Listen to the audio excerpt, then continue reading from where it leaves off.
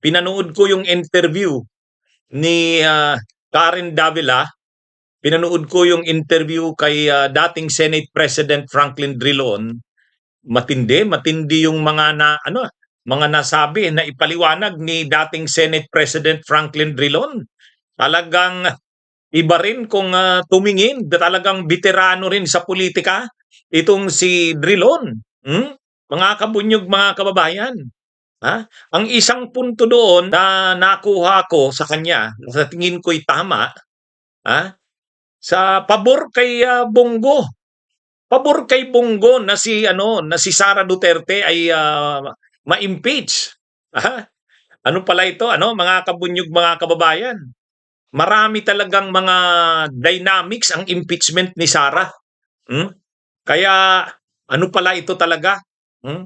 Katulad ng sabi ni dating Senate President Drilon, ang talagang rason bakit gustong palitan si Soto ay pigilan ang impeachment ni Sara.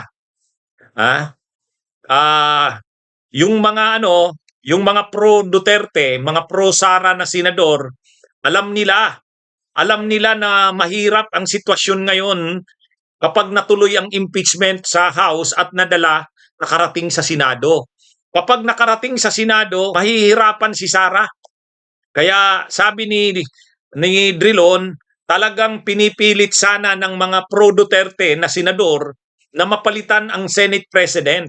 Kasi pag napalitan yung Senate President, kakampi na ni Sara ang Senate President, posibleng yung ginawa ni Escudero noon na dinelay ang impeachment, posibleng magawa na naman yon. Magagawa nila ng paraan na yung impeachment ni Sara pagdating sa Senado ay mapaboran si Sara Duterte kapag ang Senate President at ang nakapaligid na liderato ay pabor kay Sara Duterte. Kasi pinaliwanag ni Drilon, ang impeachment na yan, talagang malaki na ang kaugnayan niyan sa eleksyon sa 2028. Ngayon, sabi ni Senate President ni dating Senate President Drilon, ano talaga yan? Kahit sabihin pa ngang hindi makonvict si Sara, ang paliwanag ni dating Senate President Drilon, kapag natuloy ang impeachment sa Kamara at makarating sa Senado lalo na, magiging damaging, harmful yan kay Sara Duterte. Ito mga kabunyog, yan ANC News, sabi ni Drilon, a trial on alleged shenanigans of VP Duterte would be harmful to a 2028 presidential run. So, ang sinasabi ni Drilon, kahit pa hindi makonvict si Sara, imaginein mo na ilang buwan yan. 1, 2 buwan, 3 buwan, lahat ng baho mo ilalabas on national TV, pag-uusapan sa national TV, sa social media, ihuhubaran ang lahat ng mga yung mga ebidensya laban sa'yo.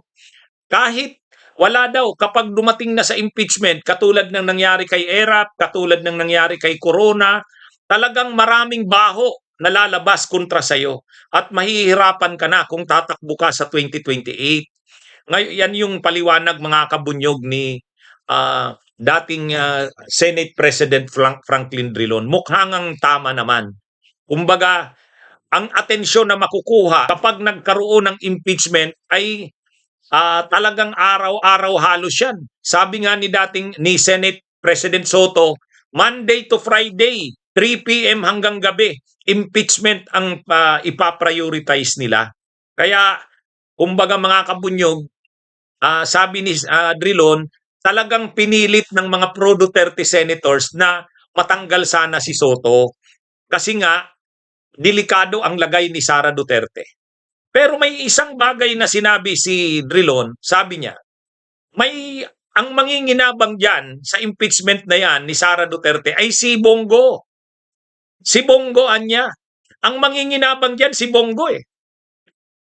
Alam naman natin na si Bongo may planong magpresidente. Ang kakumpetensya niya, ang kaagaw niya sa kampo ng Duterte para tumakbong presidente ay si Sara. Si Sara ang kalaban niya. Sabi ni Drilon, noong 2022 may plano sana si Bongbong tumakbo. Kaya lang si Sara Duterte gustong tumakbo. Tapos nung bandang huli pala, hindi naman siya tatakbong presidente, vice president naman lang naman pala. Pero wala na, huli na. Pero si Bongo sana, gusto daw sana ni Bongo na tumakbong, ano nun, ha? Gusto raw sana ni Bongo na tumakbong president noong 2022. Oh, kaya lang si Sara naman, ha? Si Sara gusto ring tumakbong presidente. Pero nung huli pala, hindi rin lang naman matutuloy kasi magba-vice president na lang kay PBBM. Kaya hanggang ngayon, yung plano na yan ni Bongo na tumakbong president, nandyan pa rin daw yan. At pag nakikita nila Bongo na kapag si Sara ay nasira dito sa impeachment na ito, kapag nadurog si Sara Duterte, maghahanap ang kampo ng Duterte ng pampalit sa pagkapresidente. At isa dyan sa nakikita, si Bongo alam niya, siya ay isa sa mga posibleng pag-isipan na tumakbong presidente. Bakit? Nag-top na chair siya nitong nakaraang elections. At nag-top na chair siya sa Senado. At na dati naman siya nang pinuploat ang pangalan na posibleng magpresidente sa kampo ng Duterte. Maghahanap ang Duterte ng pampalit kay Sara. Kapag nasira ng todo si Sara sa impeachment na yan, lalo na kung siya'y makonvict, si Bongo ang posibleng manginabang dyan. O, kaya mga kabunyog, mga kabayan, mayroon ngang nagsabi sa akin, mayroong nagsabi, wag nyong anuhin yan si Bongo. Patago yan, posible niyan, gusto niyan, ma-impeach si Sara. Kung pwede nga, makonvict sa impeachment para hindi na talaga makatakbo. At kung hindi na siya makatakbo, maghahanap ng pampalit. Sino naman ang posibleng pampalit na pambato ng kampo ng Duterte? Siyempre, dati nung panahon pa, 2022, pinuploat na yung pangalan ni Bongo. Kaya lang, hindi nga lang natuloy kasi nandyan din si Sara. Pero ngayon, kung masisira si Sara sa impeachment na ito, kasi sabi nga ni dating Senate President Drilon, ang impeachment na yan ay magiging harmful. Yan yun, tingnan nyo yung nakaano sa baba. Trial on alleged shenanigans of VP Duterte would be harmful. Mapaminsala sa kanya yan. Uhubaran ka, pag-uusapan ka on national TV, mga live streaming sa social media, ipapakita ang mga ebidensya at ipapakita halimbawa yung mga magkano ang laman ng mga bank accounts mo. O doon pa lang, tulad ng sinasabi din ni dating Senador Trillanes, kapag nakita ng taong bayan, kapag nakita ng publiko ang bilyon-bilyong laman ng mga bangko ni Sara Duterte at ni Digong Duterte, wala na yan. Wala na yan. Napaka ano naman kung ang taong bayan ay susuporta pa kay Sara kapag nahubaran na sa mga ganyan. Kaya pinipigilan nila na wag talagang matuloy ang impeachment. Pero nung 2024-2025, nagawa pa nila sa pamamagitan ni Chis Escudero. Kaya ang ginawa ni Chis Escudero noon, dinelay niya lang yung impeachment, hindi niya itinuloy. Samantalang dapat trial shall forthwith proceed. Ang ginawa lang ni Chis Escudero, dinelay lang hanggang dumating ng June, hanggang dumating ng July. Pagdating ng July, nandyan na yung Korte Suprema. Yung Korte Suprema na yung nagpukpok ng huling pako sa impeachment. Pero bago pa yan, talaga namang si Chis Escudero, garapal na kinampihan si Sara. Ayaw niya na magsimula na yung trial, samantalang February 5 pa lang na i-file. February 5 pa lang na i-file na Ang haba-haba noon, walang ginawa si Chis Escudero at ang Senado. Talagang ayaw nila na mahubaran si Sara. Kasi, kahit nga noon maraming senador ang kampi kay Sara, kung nagsimula ang trial, ilalabas ang lahat ng ebidensya. Ayaw nila noon. Kaya mga kabunyog, mga kababayan, pero ngayon hindi na pwede yan. Hindi na nila magagawa yan dahil sa Kamara pa lang, itong sa ilalim ng House Justice Committee, maglalabas na ng mga ebidensya at testigo. At kapag nakarating sa Senado, sinabi na ni Senate President Drilon, nila yan, papaspasan kaagad nila yan, araw-araw, 3 ng hapon. Alas 3 ng hapon daw, Monday to Friday. Kaya pagdating sa Senado, Ayan, parang katulad din yan ng mangyayari kay Erap. Anong gagawin nila? Pipigilan nila na pabuksan ang mga ebidensya laban kay Sara? Lalong magagalit ang taong bayan. Ganyan yung nangyari kay Erap eh. Nangyari kay Erap, ayaw pabuksan yung envelope. Nagalit ang mga tao. Oh. Yung kay Corona, nung una, yung akala mo napakalinis ni Corona kasi Chief Justice. Ay nung pinapakita na yung kanya mga dollar accounts, magkano ang mga laman ng dollar accounts niya. Yung mga properties niya na hindi nakadeclare sa SALN niya. Imagine niyo yan, Chief Justice ka, saan ka kukuha ng ganun ano?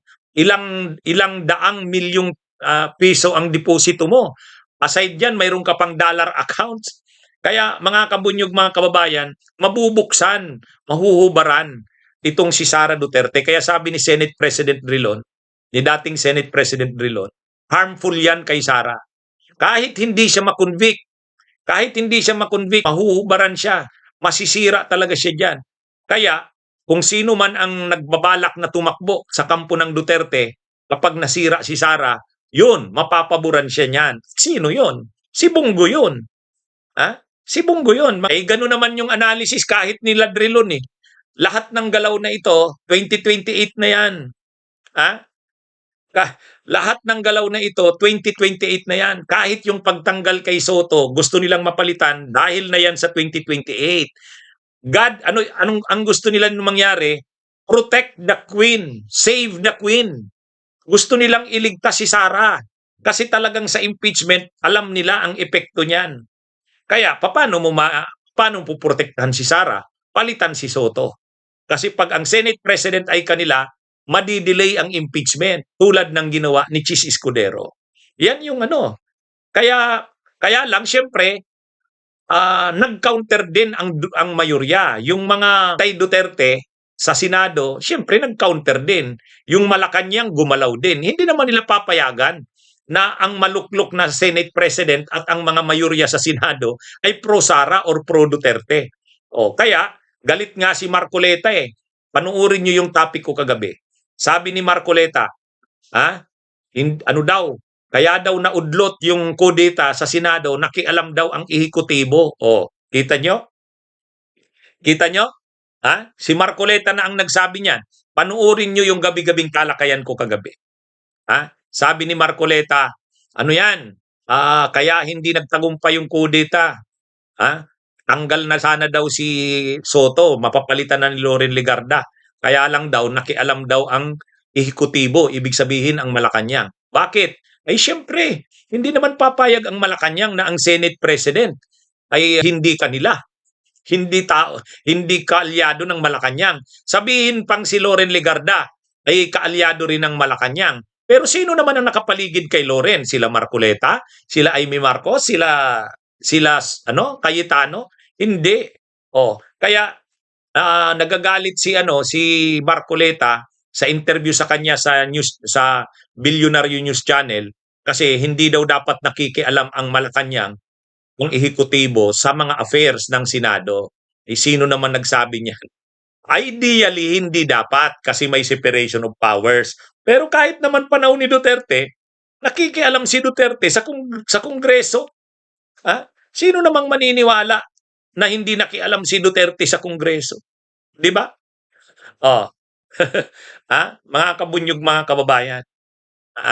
Kaya ano ito ngayon? Ito ang nakikita natin, dapat ma-expel sa Senado si Bato at si Marcoleta. Bakit dapat silang matanggal?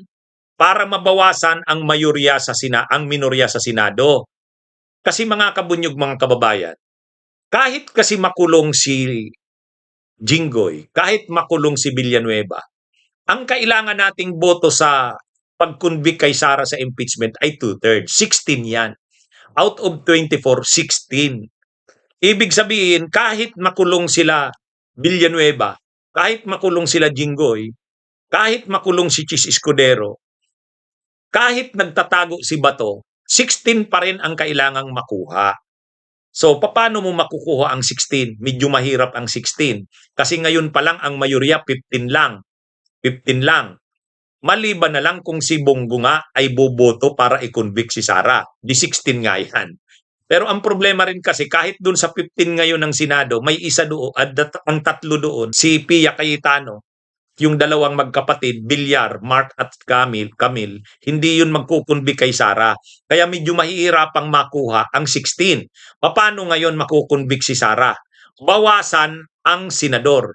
Ibig sabihin, ang majority ng mga senador. So kapag sinabi nating pag na-expel na ngayon si Bongo, na-expel si Marcoleta, 22 na lang 'yan. 22 na lang. So pag 22 na lang, ang two-thirds niyan ilan? 14? O makukuha na yung 14. Kaya kailangan talagang mabawasan ang mga senador ngayon. Kasi kung 24 ang senador ngayon, kahit nagtatago si Bato, kahit nakakulong si Jinggoy, nakakulong si Villanueva, ang kailangan pa rin two-thirds kasi counted pa rin sila sa pagbilang ng two-thirds. Pero hindi sila makakaboto. Pero kailangan ang makuha para sa conviction 16. Paano naman i-expel si Bato? Ay, ang pag-absent niya na yan. Yan ang kailangan na ground para ma-impeach, ma-expel siya. Ano naman ang ground kay Marcoleta? Disloyalty to the Republic. Imagine niyo yung nangyayari na yan ngayon sa China. Disloyalty to the Republic. Nanumpa ka nung maging senador ka. Ha? Disloyalty to the Republic yan. Ay siyempre, pag expelled na yung dalawa, hindi na sila member ng Senate. Kaya, of all members kasi of the Senate, two-thirds of all members, hindi sinabing two-thirds of all of the members present. Hindi. Two-thirds of all members of the Senate. So, ibig sabihin, kung 22 na lang ang members kasi expelled na yung dalawa, di yun yung basis, two-thirds of 22. Kaya lang, paano sila mai-expel? Yung absences ni Bato. Pangalawa, kay Marcoleta, disloyalty to the Republic. Kaya lang, paano mo naman sila i-expel? Kailangan yan talaga, manindigan ang mga senador. Manindigan ng mga senador. Hindi pwede yung disloyalty to the Republic. Hindi pwede yung pag-a-absent na yan. Mga kabunyog, mga kababayan. Kaya, anyway, separate na discussion ko yan. Yung sinasabi natin na si Bato at si Marcoleta dapat ma-expel. Pwede bang ma-expel si Marcoleta? Oo. Sabi ni retired Senior Associate Justice Carpio, pwedeng filean ng ethics complaint si Marcoleta. Disloyalty to the Republic. Matindi yan. Yan Bunyog, bunyog, halikan na kasama ka. Bunyog, kapag buklod ay may pag-asa. Luzon, Visayas, Mindanao, isa ang pananaw.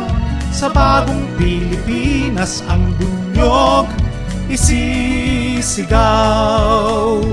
Bunyog.